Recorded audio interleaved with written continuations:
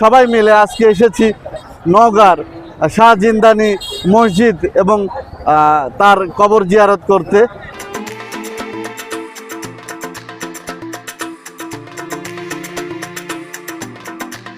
গতকাল ছিল পবিত্র জুমাবার। পূর্বেই নিয়ত করেছিলাম যে জুম্মার নামাজ আদায় করব অত্র অঞ্চলের প্রখ্যাত আউলিয়া হাজি খাজা শাহ শরীফ জিন্দানি রহমতুল্লাহের মাজার সংলগ্ন মসজিদে।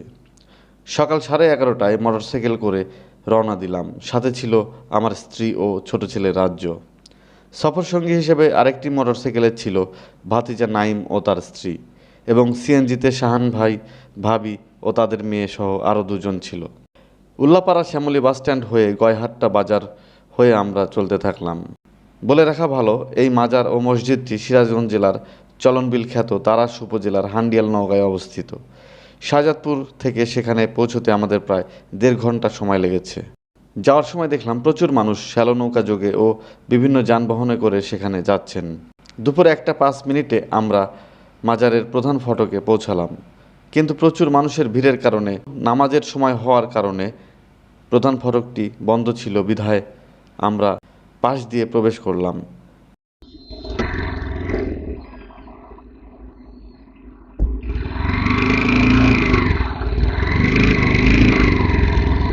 প্রবেশ করেই দেখি হাজার হাজার মানুষের পদচারণা ও হাজারো মুসল্লি জুম্মার নামাজ আদায় করার জন্য উপস্থিত হয়েছেন। আমাদের শাহজাদপুরের অনেক মানুষের সাথেই দেখা হয়ে গেল। ইতিমধ্যেই মসজিদ ও মাদ্রাসা মাঠে মুসল্লিরা নামাজের জন্য প্রস্তুতি নিচ্ছেন।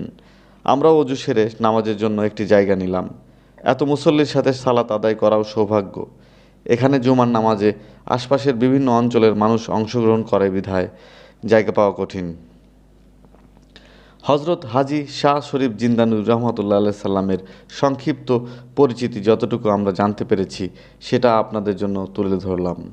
হজরত হাজি শাহ শরীফ জিন্দানি রহমতুল্লাহ বোখারা অন্তর্গত জিন্দান নগরের রাজবংশে জন্মগ্রহণ করেন।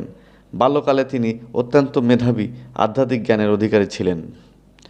তিনি হজরত ইমাম বুখারী রহমতুল্লাহ কর্তৃক বোখারা নগরীর দরবার হতে এলেম, হাদিস, তাফসির ও ফিকাহ শাস্ত্রে অসাধারণ ব্যুৎপত্তি লাভ করেন। জাহেরি এলেমে চর্চা সমাপ্ত করেন। আধ্যাত্মিক জ্ঞান লাভের প্রবল আকাঙ্ক্ষায় কিছুদিন বিভিন্ন স্থানে ভ্রমণ করে অবশেষে বিশ্বখ্যাত আউলিয়া কুল শিরোমণি হজরত কুতুবউদ্দিন মওদুদ চিশতি রহমতুল্লাহ আলাইহি সাল্লামের হাতে বায়াত হন। বর্ণিত আছে হজরত খাজা হাজি শাহ শরীফ জিন্দানি রহমতুল্লাহ একাধারে 12 বছর গভীর জঙ্গলে কঠোর সাধনায় নিমগ্ন ছিলেন। তখন তিনি অতি সামান্য আহার করতেন।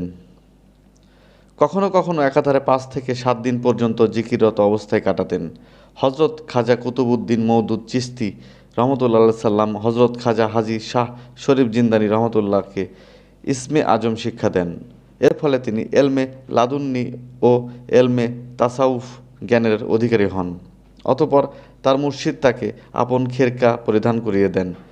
আর তখনই অদৃশ্য হইতে আওয়াজ ভেসে এলো, হে হাজি, এই খেরকা তোমারই শোভা পেয়েছে, আর আমি তোমাকে আপন বন্ধুরূপে গ্রহণ করে নিলাম। খাজা ওসমান হারুনি রহমতুল্লাহ সাল্লামের মুর্শিদ এবং হজরত খাজা গরিবে নেওয়াজ হজরত খাজা মঈনুদ্দিন চিশতি রহমতুল্লাহ সাল্লামের দাদা হুজুর কিবলা হজরত হাজি খাজা শাহ শরীফ জিন্দানি রহমতুল্লাহ সাল্লাম ছিলেন তদীয় জামানার সকল শ্রেণী আউলিয়াদের সুলতান বা বাদশাহ। অতঃপর তিনি ইসলামের প্রচারের উদ্দেশ্যে ভারতবর্ষে তথা বাংলাদেশের চলনবিলের পার্শ্বে করতোয়া নদীর বাঁকে নওগাঁতে আসেন। কথিত আছে হজরত খাজা শাহ শরীফ জিন্দানি রহমতুল্লাহ অলৌকিক ক্ষমতার অধিকারী ছিলেন। তিনি বাঘের পিঠে সওয়ার হয়ে নওগাঁয় আস্তানা করেন। তার হাতে ছিল ছড়ি হিসেবে একটি জাত সাপ। তার এই অলৌকিক ক্ষমতা দেখে মুগ্ধ হয়ে হিন্দুরা দলে দলে ইসলাম গ্রহণ করতে থাকে। হজরত হাজি খাজা শাহ শরীফ জিন্দানি রহমতুল্লাহ তৎকালীন রাজা ভাং সিংকে মূর্তি পূজা করতে বারণ করায় তাহার সঙ্গে যুদ্ধ সংঘটিত হয়। যুদ্ধে রাজা ভাং সিং পরাজিত হয়ে সপরিবারে মানগুঞ্জুরিয়া পুকুরে নৌকা ডুবিয়ে আত্মহত্যা করেন। আসসালামু আলাইকুম প্রিয় বন্ধুরা, আমি শাহান ভাই এবং নাইম এই 3 জনের পরিবার সবাই মিলে আজকে এসেছি তারাশের নওগাঁর শাহ জিন্দানি মসজিদ এবং তার কবর জিয়ারত করতে।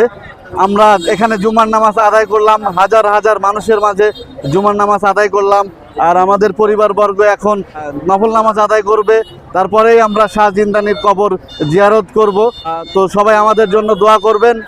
শাহ শরীফ জিন্দানি রহমতুল্লাহ এর কবর জিয়ারত করার জন্য ভেতরে প্রবেশ করে দেখলাম অনেক নারী ও পুরুষেরা নফল নামাজ আদায় করছেন এবং তার কবর জিয়ারত করছেন।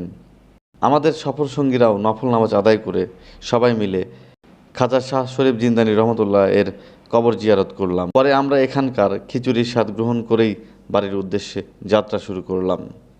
প্রিয় দর্শক, এরকম আরও ভিডিও ও দর্শনীয় স্থানের ভিডিও দেখতে আমাদের বিউটিফুল বাংলাদেশ পেজটি ফলো দিবেন এবং ইউটিউব চ্যানেল সাবস্ক্রাইব করবেন। আজকের মতো সবাই ভালো থাকবেন। আল্লাহ সবার মঙ্গল করুক। হ্যাঁ, আমি সবাইকে তুলতেছি, সমস্যা নাই। আমার কাছে আমি এটা তুলি না, যে তুলছি। না তো